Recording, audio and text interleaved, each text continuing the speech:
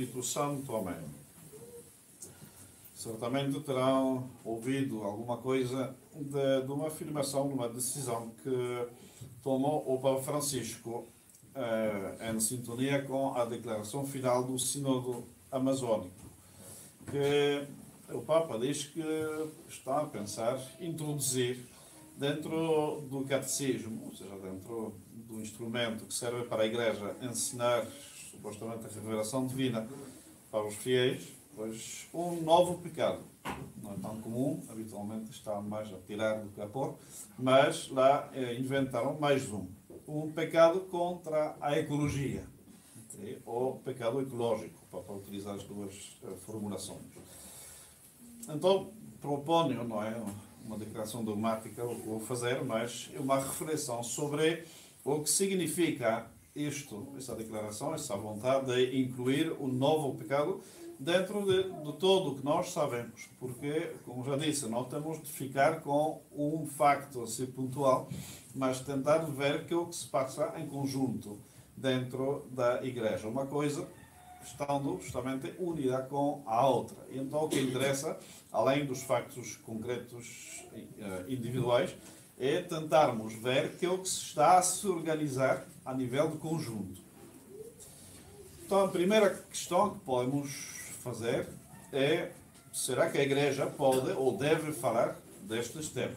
O pecado ecológico, bom, a ecologia faz parte, ou não faz parte do objeto da missão da Igreja. Primeira coisa, se tem o Papa, a Igreja, a autoridade ou legitimidade para falar destes temas.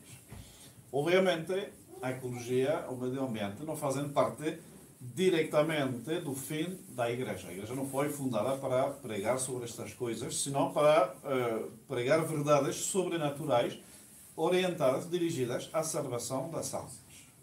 Mas, indiretamente, pode e deve-se falar desses temas, como se falam de temas sociais, por exemplo, que também não são propriamente sobrenaturais, mas enquanto involucram certos aspectos, nomeadamente actos humanos, que ou são actos virtuosos ou são actos pecaminosos. Sim? Todo acto humano tem uma conotação moral, não existe um acto humano que não seja, já seja um acto virtuoso ou um acto pecaminoso. Então, nesse aspecto, de forma indireta, a Igreja, e portanto o Papa, é legítimo em falar destes temas todos. Também uma verdade que temos de reconhecer é que é um problema que existe principalmente desde a era industrial, ou seja, século XIX, mais ou menos, quando se começou a trabalhar a grande escala e então a provocar certa contaminação do ambiente, coisa que não existia praticamente, ou de forma muito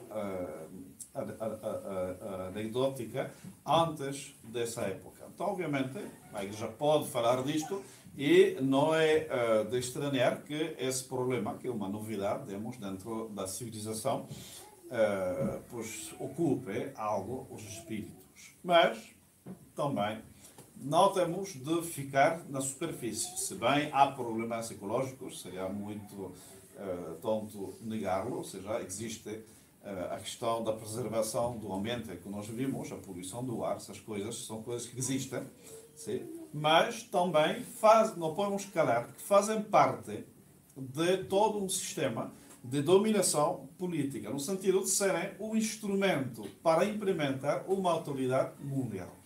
E aqueles políticos têm uma agenda em que o medo infundido exageradamente às pessoas sobre estes temas serve para um argumento para impor uma liderança mundial. É preciso um líder mundial. O Papa Bento XVI já tinha dito, o Papa Francisco chamou dos seus votos mais uma vez há pouco tempo.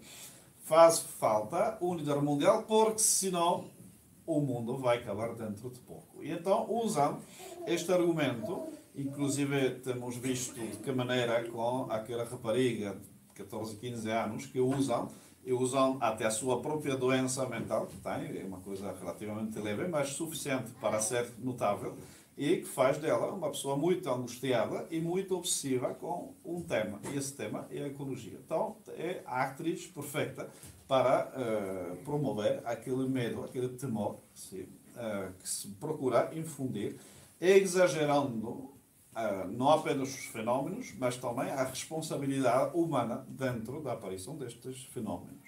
No assunto aqui, tratar com pormenores este assunto, mas podem ver estudos feitos por científicos independentes e que contradizem absolutamente as conclusões da vulgata, digamos, pseudocientífica que se utiliza com um fim político. Então, é um pouco para pôr o quadro geral, digamos, das coisas. Sim?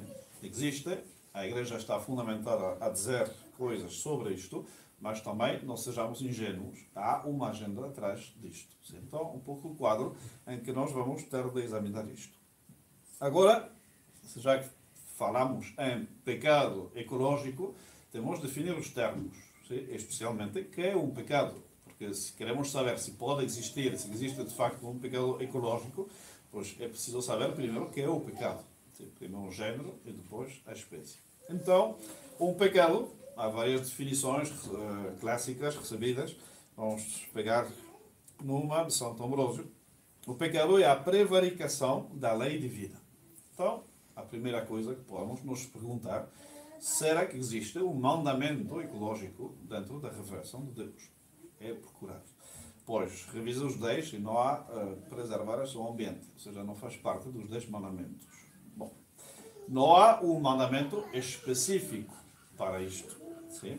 Ou seja, que não há, como disse, um mandamento número 11 que fale explicitamente disto. Agora, esta matéria pode se encontrar como incluída em outros mandamentos. Por exemplo, o mandamento que nos pede respeitar o nome de Deus, e porquanto todo o que tenha relação com Deus, a Igreja, os santos, etc., pois também exige de nós o respeito da criação. A gente não pode ter um descuido tal que termine prejudicando ou desprezando a obra de Deus.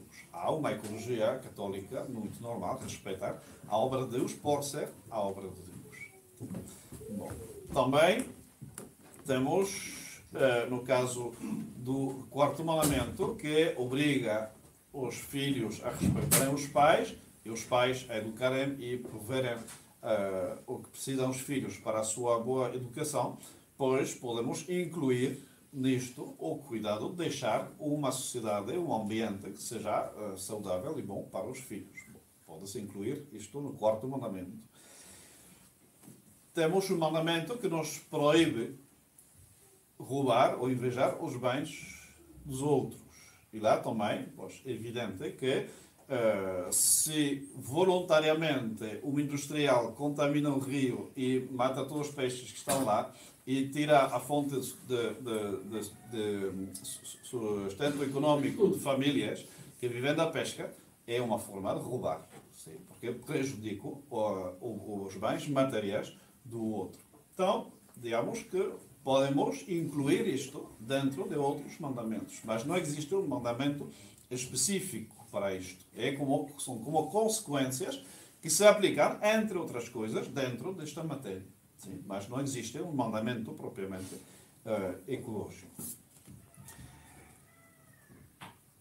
Como então o Papa vai conseguir distinguir um pecado ecológico diferente dos outros? Porque nós vemos, não existe um mandamento específico que cubra essa matéria, porquanto não podemos normalmente falar de um pecado ecológico. Há pecados de injustiça, outros de desrespeito da obra de Deus, não sei o que, mas não há exatamente um que enquadre dentro, que encaixe dentro desta categoria. Então, como o Papa vai definir, distinguir o pecado ecológico dos outros pecados? Porque, obviamente, se estou a pôr uma diferença específica para os filósofos, significa que esse pecado tem de ser de uma espécie diferente dos outros.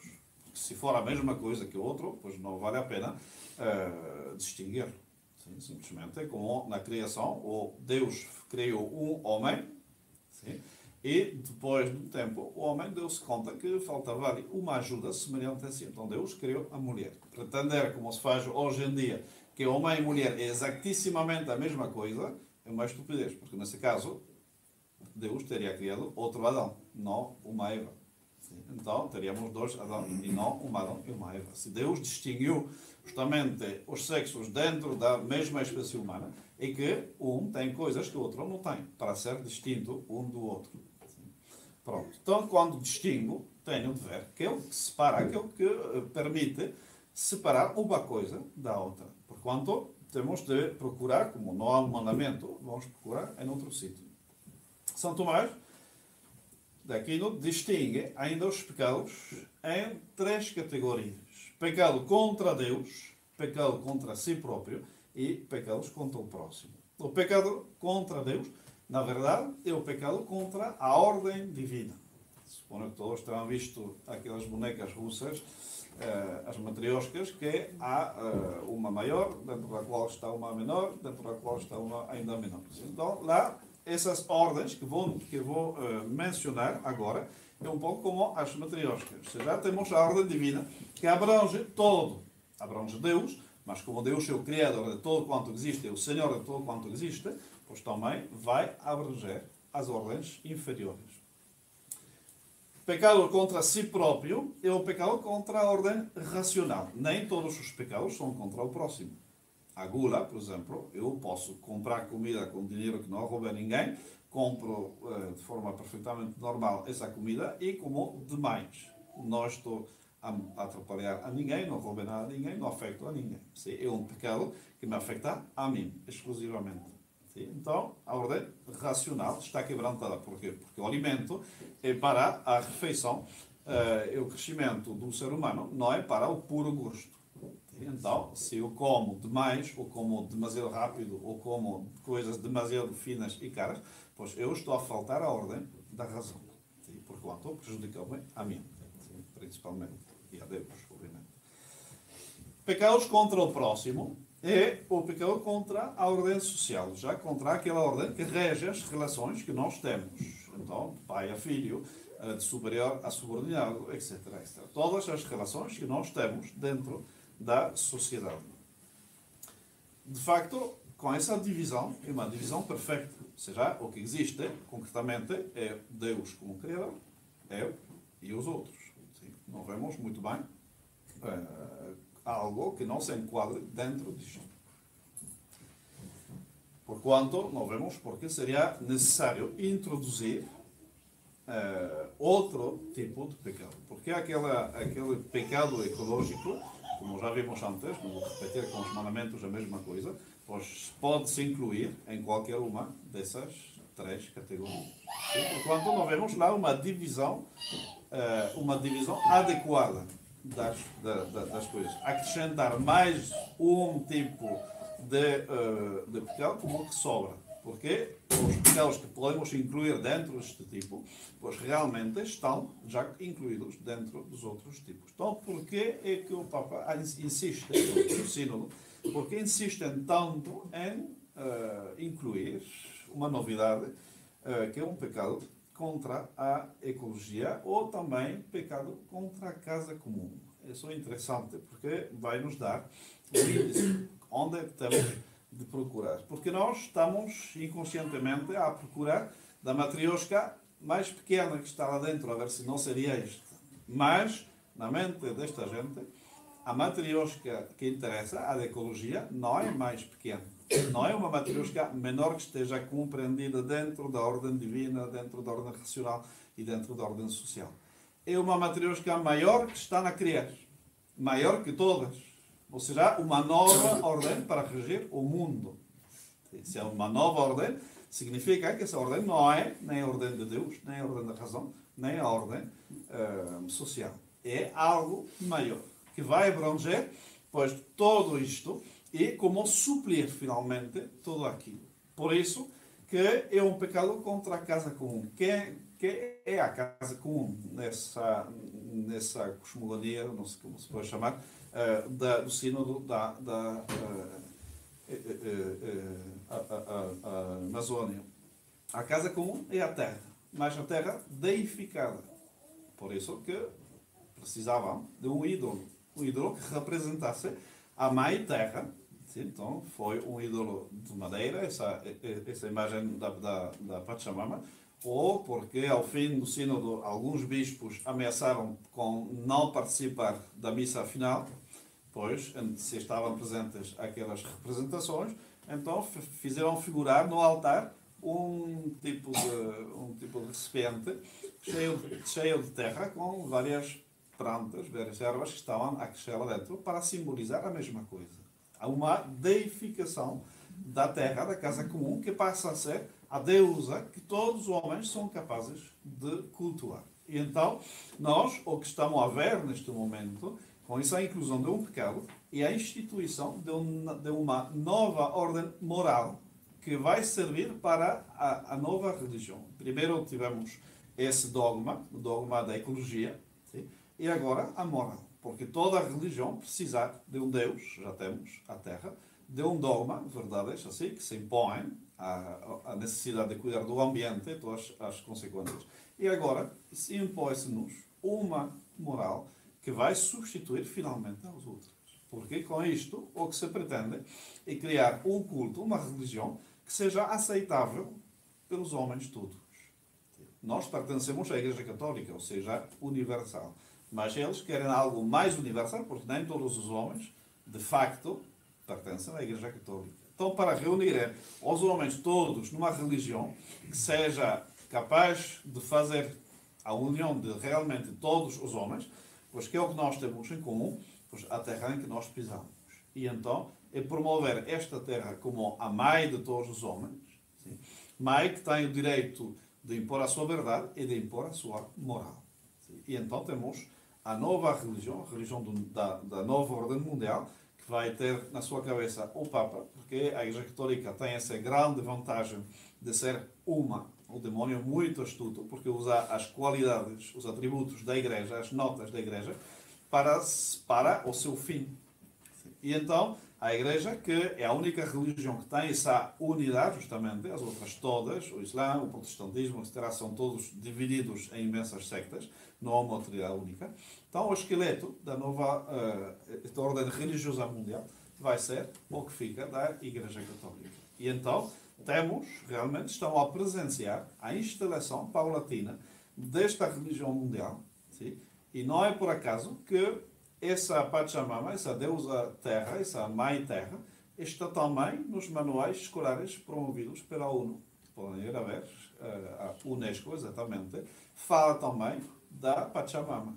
A Pachamama encontra-se na ONU, que a gente sabe que não é precisamente Deus, Jesus Cristo, que está no centro das suas preocupações, e está na agenda da Igreja Conciliar, Sinodal, ou Amazônica, como quiserem. Então, não é por acaso que estas coisas encontram-se juntamente na agenda política mundial, sim, da maçonaria, etc., e dentro da Igreja. A Igreja, estando dentro do plano daquela sociedade da nova ordem mundial, pois sendo como um movimento de animação espiritual, pois dessa sociedade moderna nova que queremos impor. E então, realmente, estamos a presenciar como tudo aquilo está a se organizar. E, digamos, esse pecado ecológico é muito mais do que uma simples anedota. Realmente, a substituição paulatina, não vai se fazer de um dia para o outro, mas a substituição de outra ordem moral, a ordem moral que nós conhecemos. Então, obviamente, temos de estar atentos, porque realmente são coisas que passam, a gente o vê. Temos de estudar, temos de rezar, temos de pedir a Nosso Senhor e Nossa Senhora de conservar a fé dentro deste grande desarreglo de todas as coisas, todas as referências, todo o que nós costumamos confiar, finalmente, está a ser totalmente abalado. Sim? É uma dissolução da ordem existente para coagular numa nova ordem mundial. Então nós temos de ficar bem amarrados às duas colunas que Dom Bosco viu no seu famoso sonho que ele viu uma tormenta terrível, as ondas a cobrirem a barca de Pedro, Sim? E essa barca encontra a sua salvação amarrando-se em duas colunas. Uma com o Santíssimo Sacramento, o sacrifício da missa, outra com a devoção à Nossa Senhora. E são realmente estes dois pilares que nós temos de segurar com toda a força. A verdadeira missa, por uma parte, e depois o nosso terço. São um pouco os dois pontos de apoio que vão permitir à Igreja, e especialmente a cada um de nós, pois, de atravessar aquele período mais perturbado ainda do que nós temos conhecido até agora, que está na nossa frente. Não há tormenta bastante grande para abalar essas duas colunas. Assim que, se ficarmos bem firmes, amarrados a estas duas colunas, pois nós temos de ter toda a esperança de que passará o mau tempo e depois Deus permite o mal sempre para conseguir um bem maior. Então o bem que vai sair desta situação muito mal tem de ser um bem muito grande. Assim seja. Em nome do Pai, do Filho e do Espírito Santo.